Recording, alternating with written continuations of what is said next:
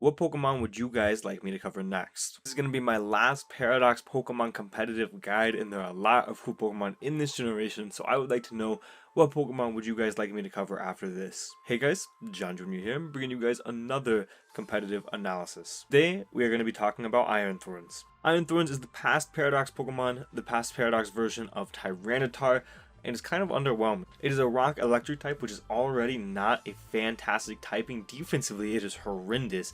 4 times weak to earthquake. Obviously, it's got all of rocks, super prominent weaknesses. Electric doesn't really mitigate any of that, except I believe it makes steel neutral. Otherwise, it's still weak to like fighting types, very prominent. It's obviously still weak to ground types. It's still weak to water types. Like, it has all of the bad qualities of rock, and electric just does not fix that. Offensively, though, it's a pretty good pairing. Electric can break the waters that rock doesn't really hit that well, I guess.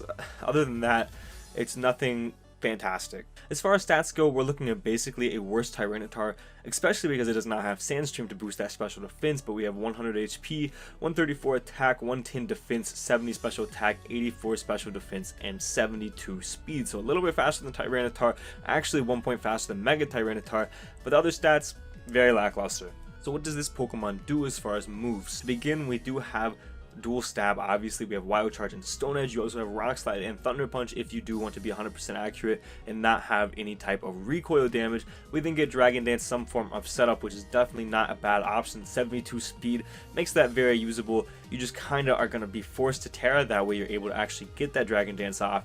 And then we have Stealth Rock. It also has access to Spike, so it's a good hazard setter, good utility mon, and it's not useless by any means. It's just very much outclassed by a whole lot of Pokemon just because of its typing. As far as other coverage goes, this Pokemon does have access to pretty wide coverage. It has Earthquake to hit the steels, it has Ice Punch to hit the grasses, also has a Fire Punch, Thunder Punch, it has all of the elemental punches.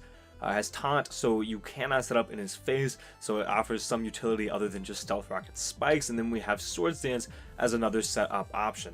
As for sets, I do have 6 different sets here for you guys. There's one move that I didn't talk about it getting. It gets Volt Switch, so it gets some form of momentum, and we're going to throw that onto the first set that we are using today. We are going to be using a Banded Iron Thorns, which is probably the best set on this Pokemon because it just has a big attack stat of 134 and decent enough speed with 72 to where it's going to outspeed some defensive options, a lot of defensive options, and then some offensive options.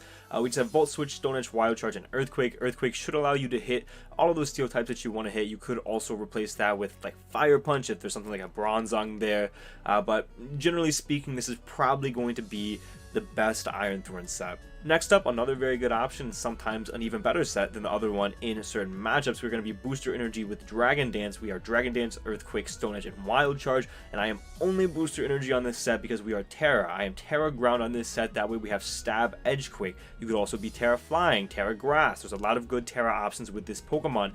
Or if you aren't a Terra Iron Thorns, which I don't blame you if you are not Terra Iron Thorns in a Draft League setting, you could totally have something like a Shuka or a Chople Berry there. That way you can actually get that Dragon Dance off, or a weakness policy if you think that you can live whatever hit you want to live. I just put Booster Energy on there so it was guaranteed confirmed, assuming that we are a Terra Pokemon. Next up is going to be a Sash Lead Iron Thorns. We just have dual hazards, Spikes, and Stealth Rock with Edgequake. Of course, we're just going to throw up as many hazards as we can before we die. This is used specifically in matchups where your opponent does not have any or little removal. You just throw up Spikes, you just throw up Stealth Rocks, you try to get as much up as you can. Hopefully, you offensively pressure whatever their lead is. That way, you guarantee get 2 of those hazards up, and then maybe even fire an edge off if you outspeed whatever they use to put offensive pressure on you. Next up, we're going to have a Utility Iron Thorns set. We're going to have Taunt, Stealth Rock, Stone Edge, and Thunder Punch. You can, of course, have Spikes in that Stealth Rock spot, but I did go Dual Stab with this. I did not go Wild Charge because we're not going to want that recoil damage if we are a Sugar Berry. That way we live whatever hit we're EVing to live with this Pokemon. And this set, it has its uses, but I do think the first 3 sets are going to be a little bit better than this. Next up is going to be a Booster Swords Dance set. This is just going to be a massive breaker. We are Swords Dance, Terra Flying, Terra Blast, Stone Edge, and Wild Charge. Terra Flying, another fantastic option on this Pokemon offensively.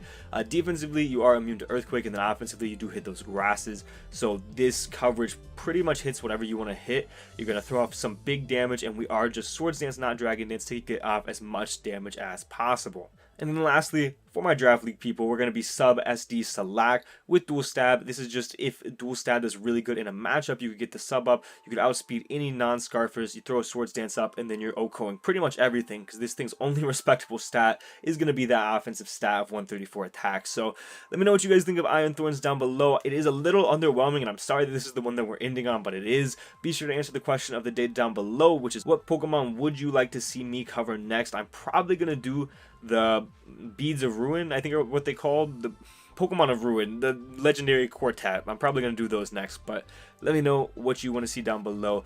Thank you so much for watching, and for now guys, this has been John Jr. signing off.